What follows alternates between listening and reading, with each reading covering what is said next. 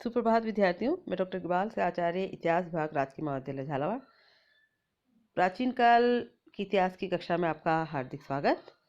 आज हम पढ़ने जा रहे हैं चंद्रगुप्त द्वितीय के बारे में, जो कि गुप्त काल का एक पराक्रमी और महान शासक था। विद्यार्थियों, समुद्रगुप्त के शासनकाल और उसकी दिग्विजय नीति और सांस्कृतिक उपलब्धियों के बारे में हमने विस्तृत जानकारियां ली। और समुद्रगुप्त का जो उत्तराधिकारी है वह था रामगुप्त, और लेकिन उसका जो शासनकाल है वो बहुत ही छोटा रहा, और उसे अपने नाम के सिक्के चलाने का या दानपत्र प्रशस्ति लिखवाने का अवसर भी नहीं मिला। रामगुप्त के बाद उसका छोटा भाई चंद्रगुप्त द्वितीय गद्दी पर बैठा। चंद्रगुप्त द्वितीय जो है एक योग्य सेना नायक था, और उसका शासनकाल जो है विद्यार्थियों 375 से 414 ईस्वी तक रहा। यानी उसने लगभग 39 ईयर्स तक जो है शासन किया। विद्यार्थियों, चंद्रगुप्त द्वितीय जो है विक्रमादित्य के नाम से भी जाना जाता है। चंद्रगुप्त द्वितीय ने अपने बड़े भाई रामगुप्त की हत्या कर 375 ईस्वी के आसपास सिंहासन प्राप्त किया था। वह समुद्रगुप्त के पुत्रों में सबसे योग्य और श्रेष्ठ था, अतः समुद्रगुप्त ने उसे अपना उत्तराधिकारी नियुक्त किया था। उसको कई उपाधियों से भी विभूषित किया गया है, जैसे विक्रमादित्य, विक्रमांक, देवराज या देवगुप्त, देवश्री, नरेश चंद्र, नरेंद्र सिंह, सिंह विक्रम, परम भागवत आदि आदि। पर उसका वास्तविक नाम चंद्रगुप्त ही था। बाकी सारी जो है विद्यार्थियों उसकी उपाधियां या विरुद्ध रहे होंगे। वह अपनी युवावस्था में जब वो राजकुमार था तब से ही वीर और साहसी था। शक राजा को मारने में वह अपनी वीरता तथा चतुराई का परिचय दे चुका था। वह महत्वाकांक्षी भी बहुत था और अपने योग्य पिता से कहीं अधिक प्रतिभा संपन्न वह साबित हुआ। अधिकांश विद्वान गुप्त वंश का सर्वश्रेष्ठ सम्राट इसी को मानते हैं। डॉक्टर उदय नारायण अपनी पुस्तक गुप्त सम्राट और उसका काल में लिखते हैं कि चंद्रगुप्त द्वितीय के शासनकाल की तुलना यूनान के शासक पेरिक्लीस व रोम के महान सम्राट आगस्टस के शासनकाल से की जा सकती है। अब हम बात करें कि चंद्रगुप्त विक्रमादित्य के बारे में जानने के ऐतिहासिक साधन यानी स्रोत हमारे पास क्या हैं। तो सबसे पहले हम बात करते हैं विद्यार्थियों अभिलेखों की। तो चंद्रगुप्त पर प्रकाश डालने वाली सामग्री में प्रमुख रूप से उसके अभिलेख, मुद्राएं और साहित्यिक स्रोत हैं। उसके समय के 6 ताम्रपत्र लेख प्राप्त हुए हैं, जिनसे उसके व्यक्तिगत जीवन और दान की घटनाओं की जानकारी मिलती है। इन अभिलेखों में 2 मथुरा से, 2 उदयगिरी में तथा 1 सांची व दूसरा इलाहाबाद के गढ़वा ग्राम में मिला है। मेहरौली का जो लोह स्तंभ लेख है, जहाँ पर कुतुब मीनार का जो कैंपस है, कंपाउंड परिसर जो है, उसी में मेहरौली का लोह स्तंभ भी लगा है, और ये भी चंद्रगुप्त द्वितीय का ही माना जाता है, और इससे उसकी उपलब्धियों पर प्रकाश पड़ता है। ये लेख राजा के मरणोपरांत उत्कीर्ण कराया गया था। अब बात करें सिक्कों की, तो चंद्रगुप्त द्वितीय के द्वारा चांदी के सिक्के सबसे पहले चलाए गए, और ये उसकी शक विजय को दर्शाते हैं, और ये व्याघ्र शैली में बने हुए हैं, क्योंकि इससे पहले शक राजा ही विद्यार्थियों चांदी के सिक्के जारी करते थे। और जब उसने शकों को पराजित किया तो शक, जो कि उस समय गुजरात में पश्चिम क्षेत्र में, पश्चिम भारत में रह रहे थे, जहाँ पर बड़ी संख्या में शेर या सिंह प्राप्त होते हैं, तो ये व्याघ्र शैली के जो चांदी के सिक्के चलाए गए वो चंद्रगुप्त द्वितीय की शकों पर विजय के प्रतीक है। अब बात करें मुद्राओं की, तो अनेक प्रकार की मुद्राएं भी उसके समय में प्रचलित की गई।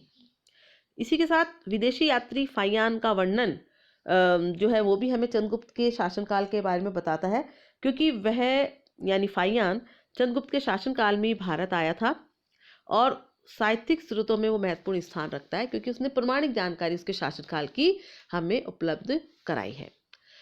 अब बात करें हम कि चंद्रगुप्त द्वितीय जब गद्दी पर बैठा तो उस समय राजनीतिक परिस्थितियां कैसी थी, यानी राजनीतिक माहौल कैसा था। तो विद्यार्थियों, चंद्रगुप्त को गद्दी पर बैठते ही अनेक जटिल समस्याओं का सामना करना पड़ा। यद्यपि समुद्रगुप्त ने अपने जीवन काल में भारत में राजनीतिक एकता स्थापित करके शांति और सुव्यवस्था स्थापित कर दी थी, जो हम पढ़ चुके हैं, किंतु पश्चिमी शक क्षत्रप अभी भी शक्तिशाली थे। सीमावर्ती राज्य और गणराज्य भी स्वतंत्र होने के लिए निरंतर कोशिश कर रहे थे। रामगुप्त का जो अल्पकालीन दुर्बल शासनकाल था, उसमें शकों का प्रभाव बहुत ज्यादा बढ़ गया था। अतः चंद्रगुप्त के सामने सबसे प्रमुख समस्या शकों एवं कुषाणों के प्रभाव को समूल नष्ट करना था और एक शक्तिशाली साम्राज्य का निर्माण करना था। इसके साथ उसे अपने साम्राज्य के भीतर अपने साम्राज्य को शक्तिशाली बनाकर शांति स्थापित भी करनी थी और साथ ही जो सीमावर्ती प्रांत थे और जो गणराज्य थे उनको पूरी तरह से अपने वश में, अपने नियंत्रण में रखना भी उसका एक टारगेट था, उसका एक लक्ष्य था। तो ये तो हमने चर्चा की कि चंद्रगुप्त गद्दी पर बैठा तो उसके सामने कैसी समस्याएं थी, कैसी परिस्थितियां थी। अब हम बात करें कि चंद्रगुप्त द्वितीय ने किस प्रकार कूटनीति के द्वारा और वैवाहिक संबंधों की स्थापना के द्वारा अपनी राजनीतिक स्थिति को मजबूत किया। तो विद्यार्थियों, चंद्रगुप्त एक व्यवहार कुशल और चतुर राजनीतिज्ञ था। अतः उसने युद्धों और वैवाहिक संबंधों के द्वारा अपनी स्थिति को मजबूत करने का निश्चय किया। इसी संदर्भ में डॉक्टर राजबली पांडे कहते हैं कि अपने समय की शक्तियों को अपने वश में लाने के लिए चंद्रगुप्त द्वितीय ने केवल शस्त्र का प्रयोग ही नहीं किया, अपितु नीति से भी काम लिया। उसने उन राज्यों से जो असंतुष्ट थे या शक्तिशाली थे, विवाह संबंध स्थापित करके उनको अपना मित्र बना लिया।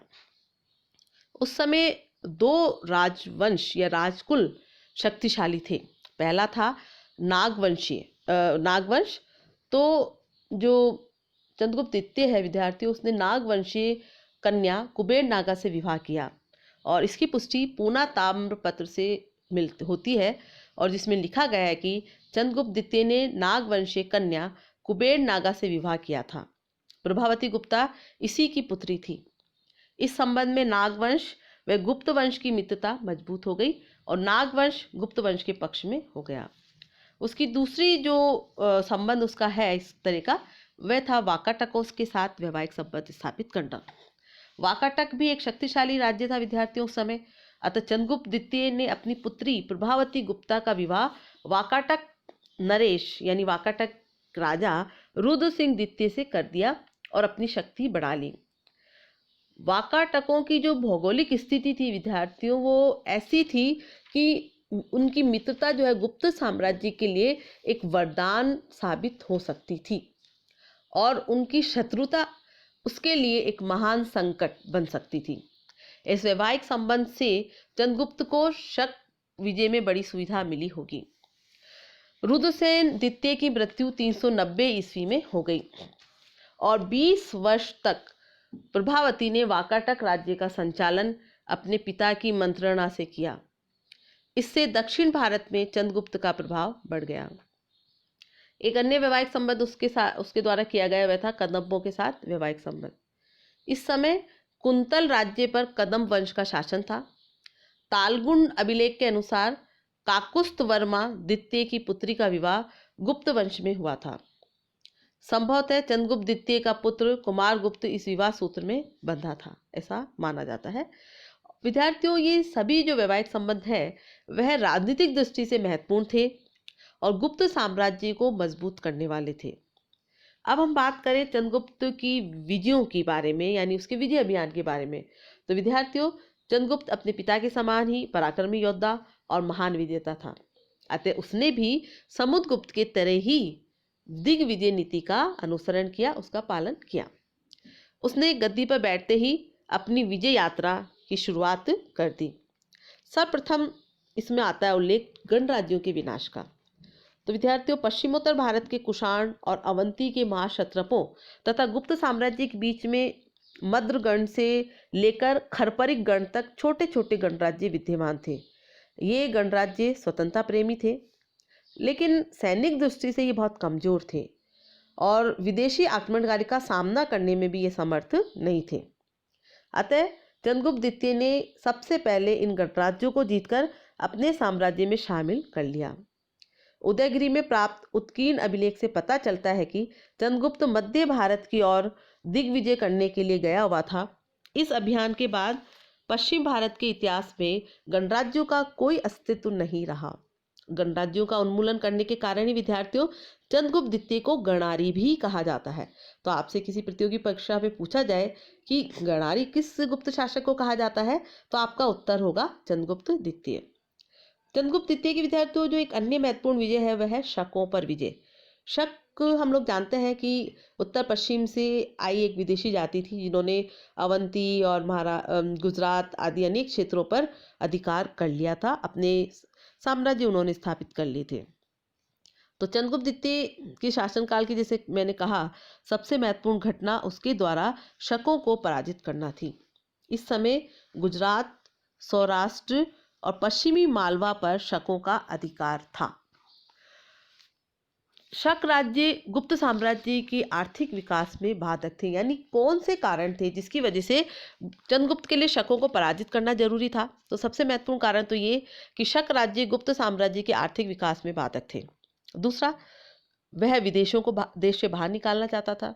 तीसरा कारण रहा पश्चिमी देशों के साथ व्यापार से लाभ उठाना, क्योंकि पश्चिम में अगर शक शासन है तो पश्चिम में स्थित जो रोम आदि देश थे जिनसे व्यापारिक संबंध स्थापित हो सकते थे, तो गुप्त उनसे संपर्क स्थापित करने की स्थिति में नहीं थे। अगर वो शकों को बीच में से हटा देते हैं तो उनका विदेशी संबंध स्थापित करने का मार्ग, व्यापारिक संबंध स्थापित करने का रास्ता साफ हो जाता था। तो इसलिए वो शकों को हराना चाहता था। एक अन्य महत्वपूर्ण कारण था कि अपने साम्राज्य को पूर्ण रूप से सुरक्षित करना, यानी उनकी सीमा पर अगर शक जैसी शक्तिशाली शक्ति मौजूद थी तो गुप्त साम्राज्य की भी सुरक्षा खतरे में हो सकती थी।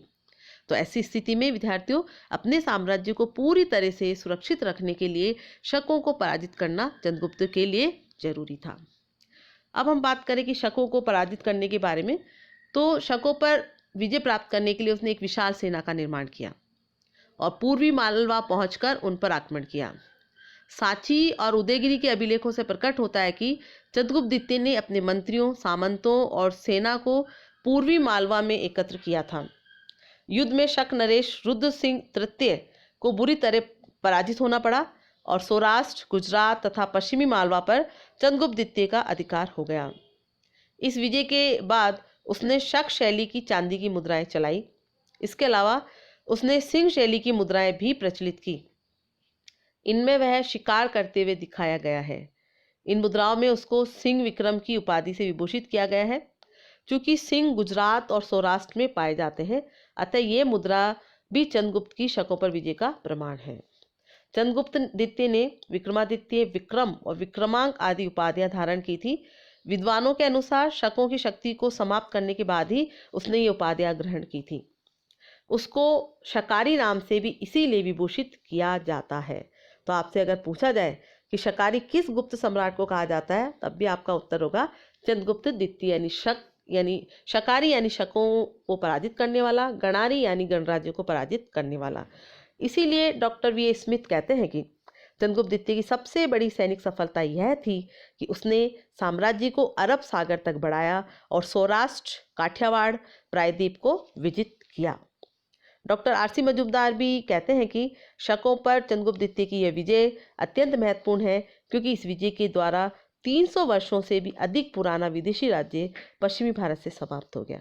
तो विद्यार्थियों, ये उसकी जो है प्रमुख सैनिक उपलब्धियां रही, और अगला जो भाग होगा उसमें हम चंद्रगुप्त द्वितीय की अन्य सैनिक उपलब्धियों और सांस्कृतिक उपलब्धियों की चर्चा करेंगे। धन्यवाद।